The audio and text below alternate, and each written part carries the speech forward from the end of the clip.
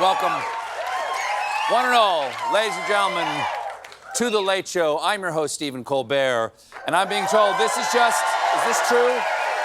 Is this true? And here, this just in, we have breaking news. Donald Trump is upset about something. Can we fact check that? That is true. Okay. Evidently, I'm just finding this out now, one of the things that Joe Biden has been running on in this election is the success and the popularity of Obamacare. It's all part of the radical political theory that people enjoy staying alive. Well, this idea seems to have ruffled Trump's dander. Because just a short time ago, he truthed, I'm not running to terminate the ACA as crooked Joe Budden disinformates and misinformates all the time. It's true. No, folks, listen up. He disinformates, he misinformates, and spreads untruthfulnessitudes. Joe Budden clearly has diminished cognugitude. Now, Trump claims he's not trying to repeal Obamacare, which is something he actually tried repeatedly to do in the past. Instead, he says he wants to make the Affordable Care Act much, much, much better for far less money or cost to our grest American citizens. Yes, our grest, which according to Urban Dictionary means an interesting way to say great breasts.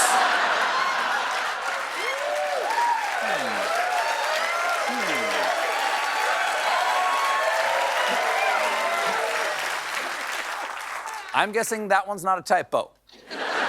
In fact, I believe that's what MAGA stands for. Make America Grest Auga.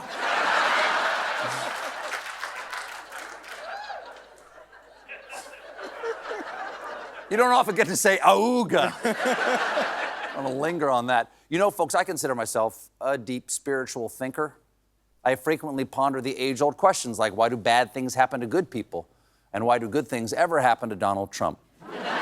Yesterday, the Trump Media and Technology Group, or HPV, which owns Truth Social, completed a deal to go public. According to Bloomberg News, that deal increased Trump's net worth by more than $4 billion, making him one of the world's 500 richest people. He made over $4 billion misspelling things on the toilet. My God, I hope that article is misinformated. The name of the company Trump merged with is the completely innocent-sounding Digital World Acquisition Corp. I forget, are they bad guys in RoboCop or Terminator? Coming into trading today, the Wall Street gave the combined company a valuation of about $13 billion, which experts warn us is untethered to reality.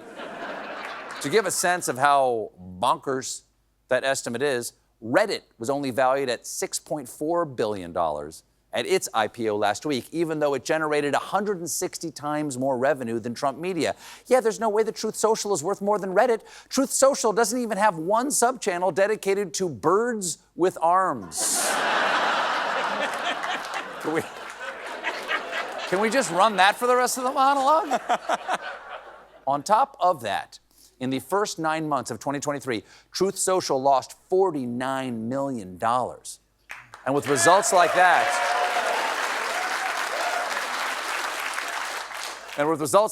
naturally, at the opening bell, the stock surged about 56%. So Trump sells something that does terribly, yet it makes him billions.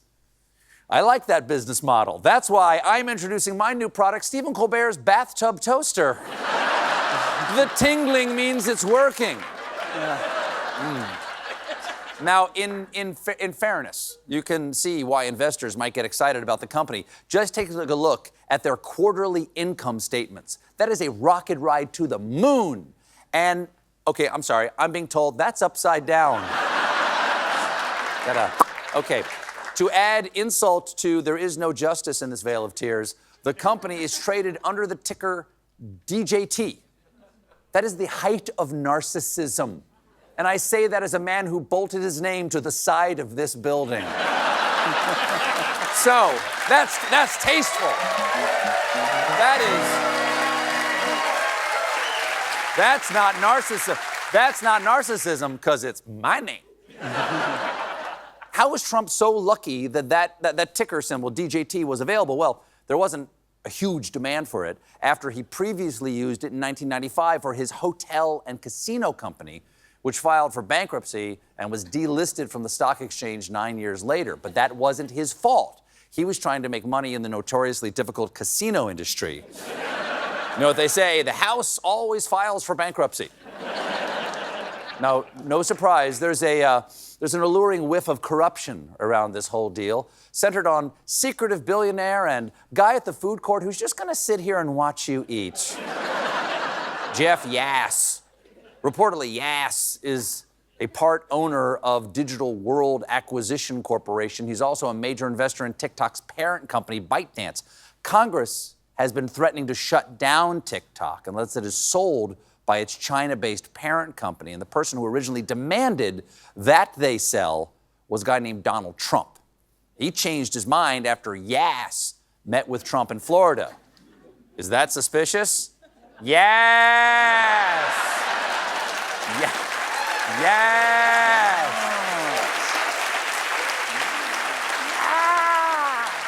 Cold-blooded.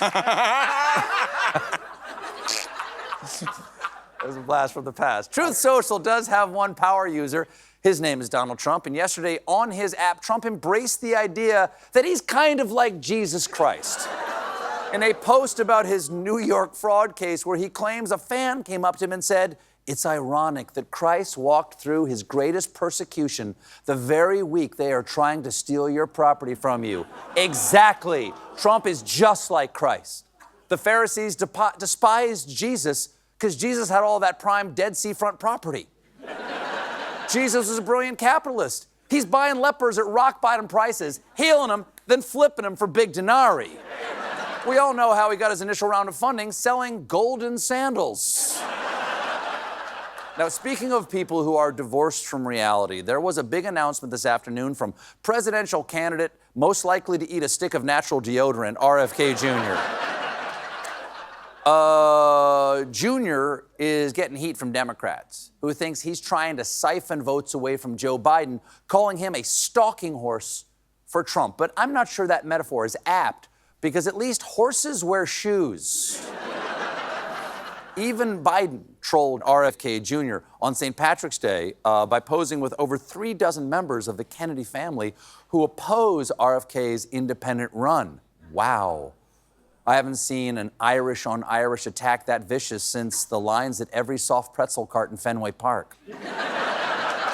So, RFK Jr. could use some big-name help to boost his campaign. And after floating potential running mates like Aaron Rodgers and Jesse Ventura, today he unveiled his megawatt VP pick. Say it with me, Nicole Shanahan.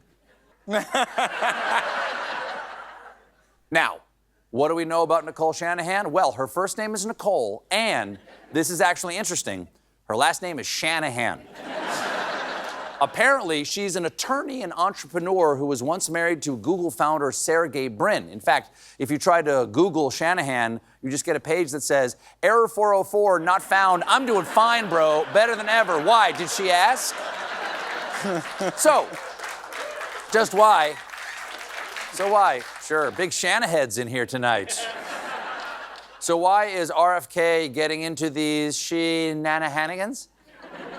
Well, one reason. She is a major campaign donor who paid most of the cost for RFK Jr.'s $7 million Super Bowl ad. Picking a Veep based on who can afford a Super Bowl ad is a long tradition. That's why Mitt Romney chose his running mate, Florida Senator Bud Light Lime-A-Rita. Oh, it's, no, Shanahan getting, why not? It's Women's History Month. Check your calendar. And you know what that means. Some guy is saying something dumb about women. This time, it's political strategist and Six Flags man after his grandson introduced him to edibles. James Carville. In a recent interview with the New York Times, Carville blamed the Democratic Party's problems on too many preachy females who keep telling men, don't drink beer, don't watch football. Yeah, women don't want men drinking beer and watching football. Who do men think they are? Taylor Swift? Carville, sure. Carville added, the message is too feminine. Everything you're doing is destroying the planet. You gotta eat your peas.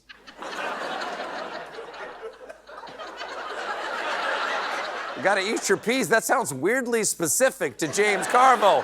These women are like global warming is real. James, you gotta eat your peas. You gotta change your sheets more than once a month. The smell is intolerable. Don't preach to me, woman. I'm spooning with my gator. We got a great show for you tonight. My guest is the one, the only, Miss Carol Burnett. When we come back, it's time for cyborgasm. Then we're gonna cuddle.